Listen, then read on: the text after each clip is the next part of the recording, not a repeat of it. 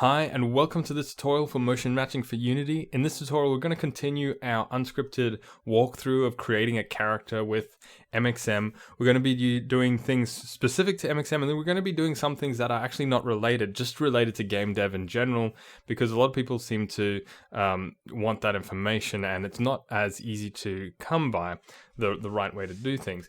Now, I've got to preface that by saying there's a lot of ways that are right. My way is not the only right way. So with that disclaimer out of the way, let's just get to it. So last time we set up this character in this sort of hierarchy. We have this character, the controller, we have the behavior object underneath, and then we have the actual model. Now this is just the start, and this is going to get even more, I suppose, complicated, but I don't want to use that term. I'm not using that term in a negative way. I'm using the term as it gets more complicated so that it's more modular and more scalable is the word I'm using here. I want to use here. So in this tutorial, I'm going to go more into the MXM side, and we're going to look at calibration. We're going to see how I've marked up and tagged the animations to get this, and also just general that kind of thing. Calibration is kind of nebulous to a lot of people. It's a bit of a black box. So let's see how we get it. Now I was quite surprised how well the calibration turned out in this particular one, especially considering I haven't changed any of the defaults. Of course, this is all going to change. Anyway, that's enough talking from me. Let's get straight into this. Now, the first thing you want to check, I'm going to turn on gizmos here in the top right, and I'm going to click on Robot Carl and make sure the MXM animator is unfurled, just so that we can see the gizmos here. If the gizmos aren't showing up, go to debug and make sure you got debug goal and all these ticked here.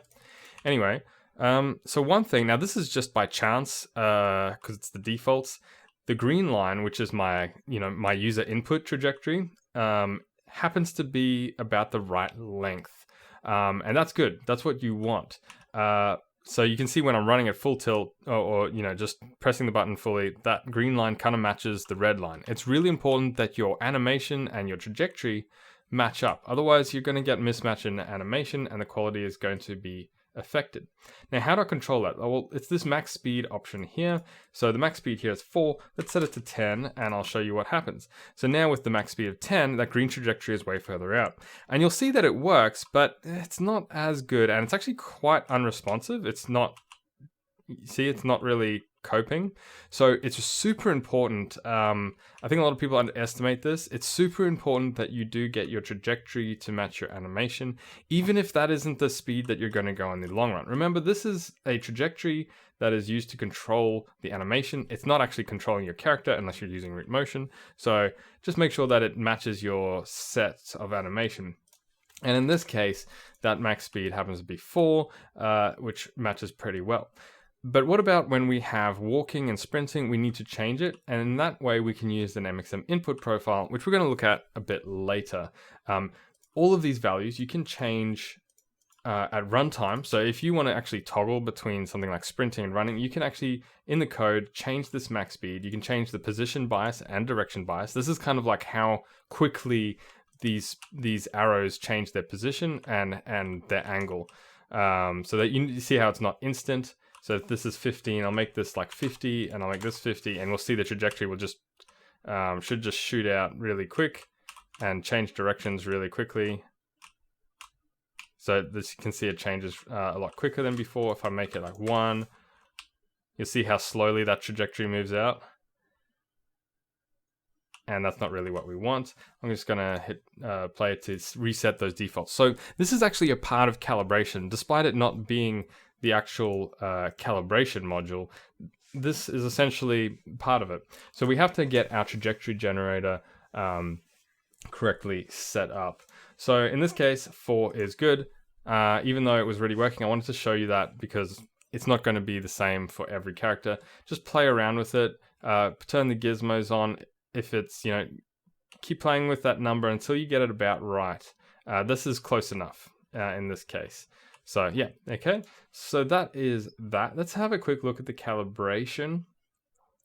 So, for the most part, it's okay. And I've got this general and sprint option here, but we don't have any walking. So let's have a look. It's a bit on the quality side instead of the responsive side. So let's make it a little bit more responsive. You know, it is actually pretty good. I don't mind it too much. But let's make it a little bit more responsive. I'm going to put this to 0.7. So this is the pose and trajectory ratio. So if the button is more on this side, the slide is more on this side, it's more pose focused, which means high quality. If it's more on this side, it's more trajectory focused, which means responsiveness but lower quality. Let's see what happens if we put this like way up and we're only using trajectory. You can see the legs sometimes stutter because it's not caring too much about the pose anymore. It's just kind of caring about what is the closest trajectory. And you can see how you lose a lot of quality there going too high. Likewise, if I go too low on that trajectory, it's not going to be very responsive at all, and it's going to go into whatever is the closest pose. And in fact, it's even impossible sometimes to get some animations. Let's put it up a little bit more. Let's say 0.3. Can we even get it running at 0.3? No, we can't. It's just not responsive enough. There we go. We can get it running at 0.5. But you can see now it doesn't want to leave that. It doesn't want to jump gaps in the pose. So you need some level of responsiveness. Its default to 0.6. I'm going to put it to 0.7 for now. Body velocity weight. So this is to do with momentum, and we'll see this a bit later on more with the sprint. So in the sprint, we might actually want to put this higher. If we want the character to take a long time to stop because they've got a lot of momentum, then we want to pump up this body velocity weight. I think it's fine for this normal jog. Yeah, that's fine for me. I think that's fine. So I'll leave that as the default. But if you're doing like a long sprint and you want it to take longer to stop, a bunch of steps, and force it to be less responsive because you're sprinting and maybe that's your gameplay, then you're going to want to chuck this higher. So for now, I'm just going to double this to 6 in the sprint calibration. And we'll set up sprint soon so we can see that in action. Resultant velocity weight. 0.2, it seems to be fine. I often go between 0.1 and 0.2 for this. I'm not going to explain exactly how it is. You can have a look at the other tutorials. But basically, it's going to be more responsive at higher values. Let's put it at more quality at higher values. But you don't need a lot of it. You only need a very small amount. It's very sensitive. I think that's a little bit better responsiveness, putting that down to 0.1, and I don't think I'm losing much quality. Let's turn the gizmos off so we can see that a bit better. Yeah, I'm pretty happy with that. Pose weight. Okay, so let's have a look at the joints. So we've got the position weight and the velocity weight. So this is my logic behind putting these default to 3 and 1. So let's chuck the gizmos on. So it's these yellow gizmos here. Let's just pause it. And go to the scene view. Where are we? Okay. So when we're doing this calibration, it's basically a cost function. It figures out which pose in our database is going to be the cheapest pose to jump to. And so when we look at the difference between positions of bones, we're comparing the actual position to the database.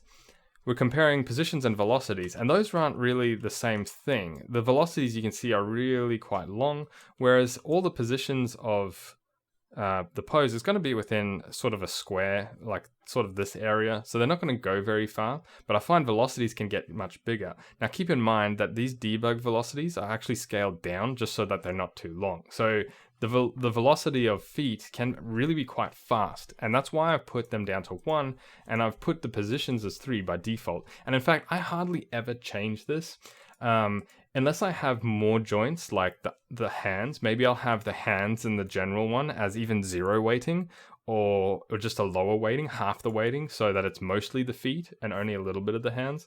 But if you're only going to have 3 things here, like left foot, right foot, neck, then you can probably leave it default. If anything, you might want to double the neck. So we'll do that. And that is actually really good for strafing or things where the neck turns and the body twists a lot. In this case, we're probably not going to notice much of a difference.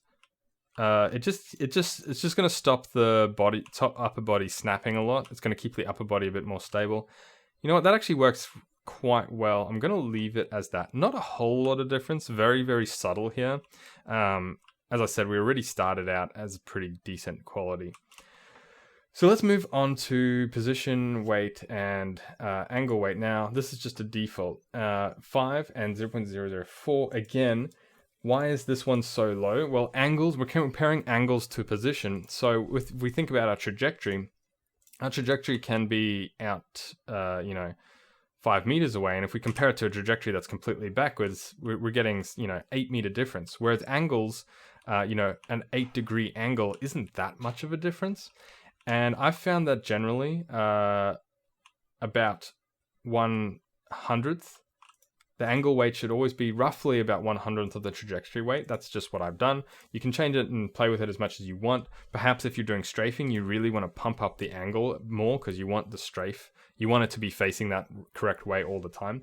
Either way, keep those as about, the angle should always be roughly, rule of thumb, not rule of law, 1/100th of the position. So if I chuck this to 0.05, we're not going to see much of a difference here, to be honest.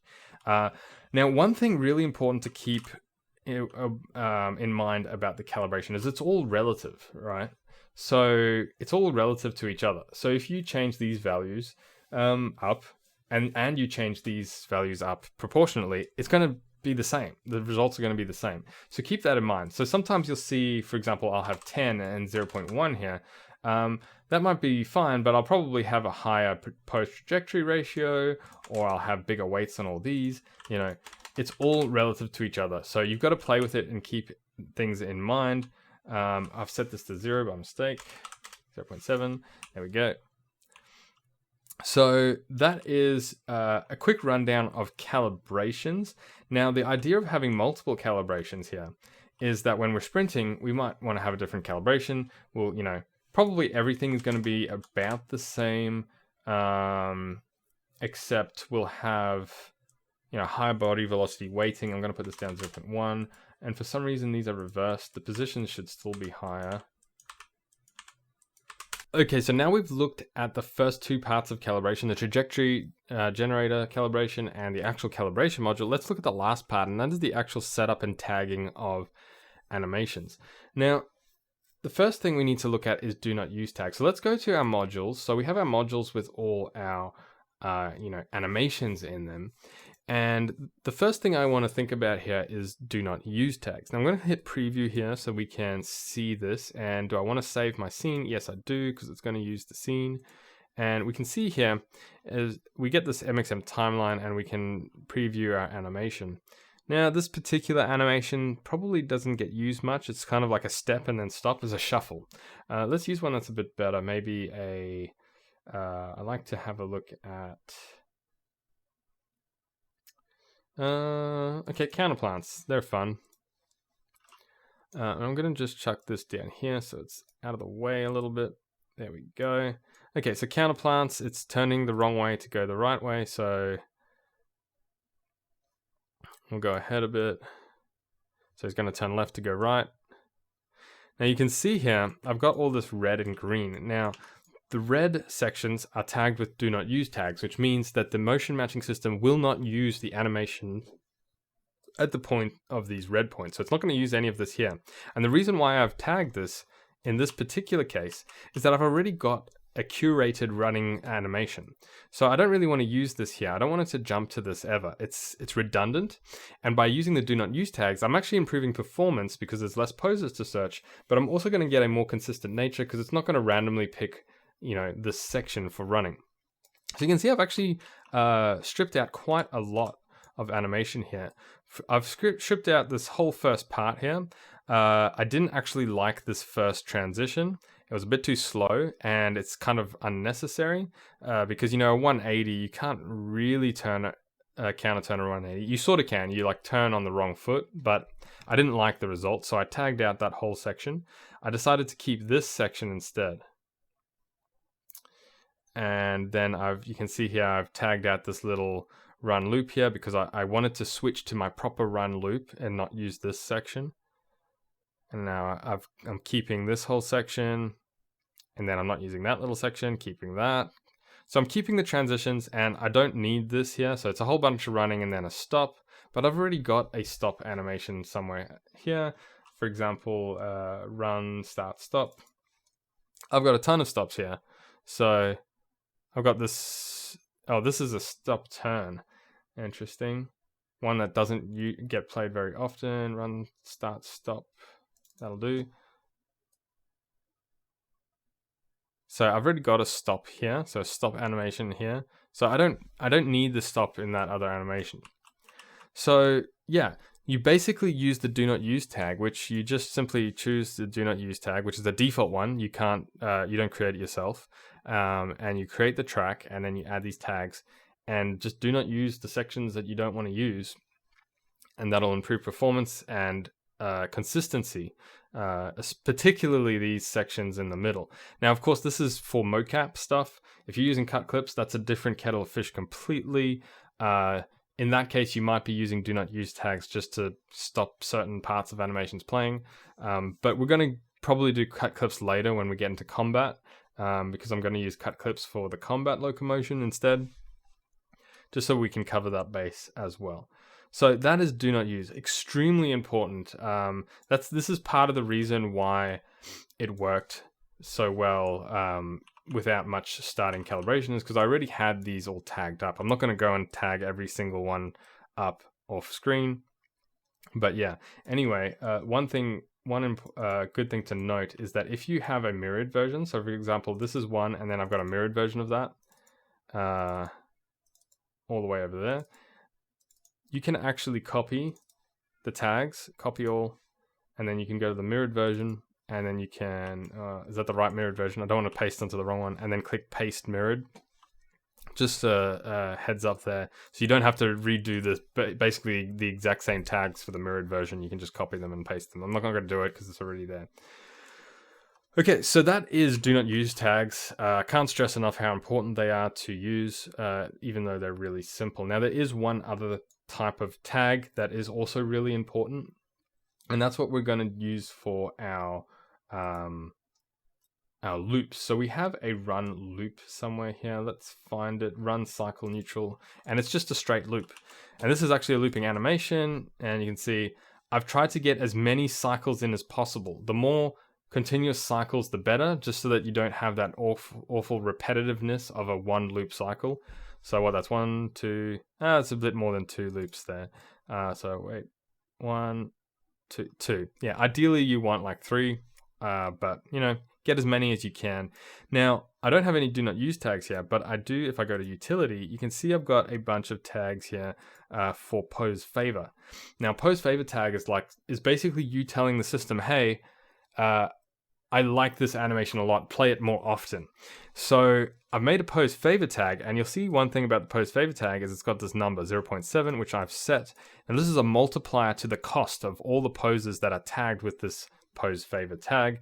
So it's going to multiply the cost by 0.7 in this case, which means the cost is going to be much less, which means that it's going to be more likely to pick this. So a number of 1 basically means it's the same as any other animation. Every animation has a default pose favor of 1. If it's less, it's going to be more likely to be played. If it's more, so something like 1.5, it's going to be less likely to play it. So you can use it in both ways. In this case, I'm using it to say, hey, I really like this loop, play this loop more often. And that's how I get really nice looping animations when I'm just running straight. It doesn't want to jump between a whole bunch of different animations. So combining this with also marking those redundant, run cycles in those other mocap clips as do not use, it gets a really smooth loop. So that's super important to understand. Yeah, so let's have a look. Is there any other type? So the other thing you're seeing here is these footsteps. I'm not going to do footsteps here in this particular tutorial. Someone commented on the last one that they want to see how to do footsteps. I'm going to do a full-on video on that because it's actually quite in-depth. To do these tags is really simple, but to do a proper footstep system, which has VFX and sound emitter and like a decal on the ground, that's actually a whole bunch of systems, which I've actually just copied the script in for here, but you can see to get that working nicely in a semi-production ready way, there's a lot going on here, and there's a lot of overlap. Like I've got an object pooling system.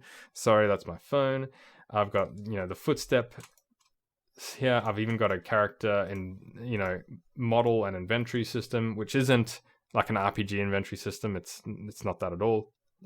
Anyway, the point is, it's quite a big thing to make it in a way that is production ready and not just slap it in there. Because I don't want to teach you guys how to slap things together. Unity does a good job of teaching you bad habits by slapping tutorials together. So we're going to go in depth on how to do that in another video. I need to silence my phone. Okay. So yeah, and I'll teach you how to do the automatic footstep detection and all that there. So that's pretty much that. So yeah, so that is the calibration of the animations. Let's quickly set up our tags, because that's the only other difference. We've got run, sprint, and walk, and we want to differentiate between them, and we're going to use favor tags to do that. So let's go to my tags, because I haven't set up any. So my tag module is here. And we're not going to use require tags yet. We're going to use that for things like combat stances. I'm going to go to favor tags, and I'm going to make these run and sprint. Now, the reason I've done favor tag 2 and 3 is just because I've already pre-tagged these, for the MXM demo, and it happened to be favor tag 2 and 3 that I was using, so I don't want to have to re-tag them. So if we have a look now at see this guy here. Wait, let me find. Okay, so here's my run animations, and you'll see my favor tag here is none.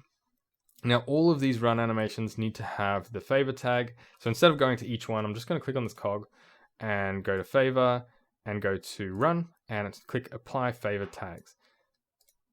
There we go. So if I click on this, every single one of these now should have this global favor tag as run. So that's nice. Now these are accelerations and decelerations, which means half of the animations run, half of it's not. Now I've got to go backwards a bit. I didn't do a walk. And the reason why I didn't do a walk is because I'm just going to make walking a none favor tag, so no favor tag. So that's why I don't have a walk. So back to this, in my Excel decel, you can see I've got no favor tag because that tags the entire animation with that tag. I actually have to go to my timeline here and create favor tracks. So I've got a run favor track, and I've added tags at the sections that are running.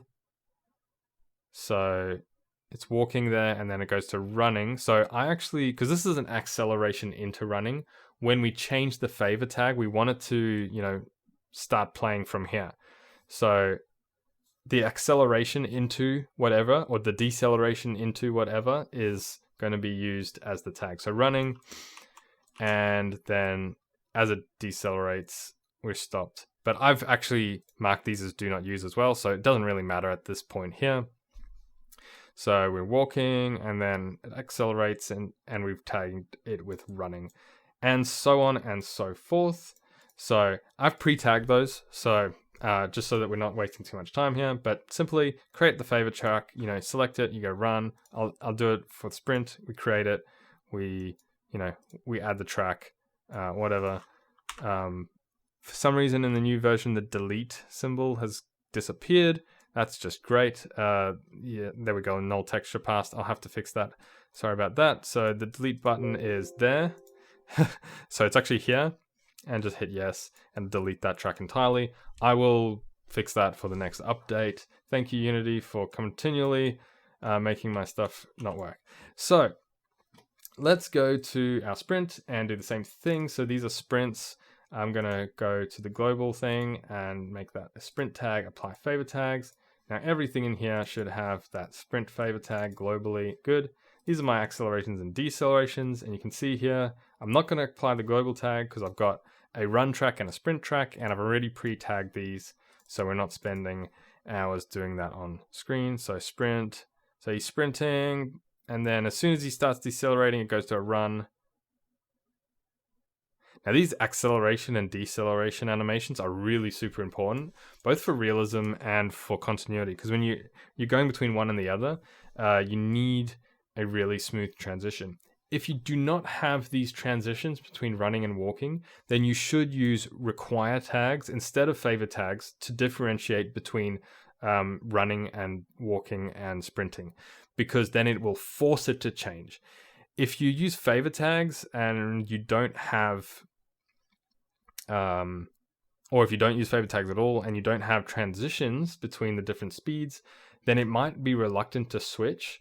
If you use favor tags very heavily with very heavy weight, then it might just work, but you might as well at that point use require tags so that it just instantly switches to the next speed for most responsiveness. So keep that in mind. I like to use favor tags because I have these accel decel animations. So yeah, that's all set up there, the favor tags, everything. Now we actually need to set something up to make it so that we can run and walk, sprint and walk. So let's do the walk first. And what we're going to do for that is use an input profile. So let's go to our character model here.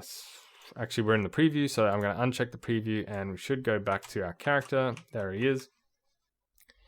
And we'll go to our trajectory generator and we can see this option for MXM input profile. Now we're going to make an input profile under data, under motion matching. Let's create an input profile,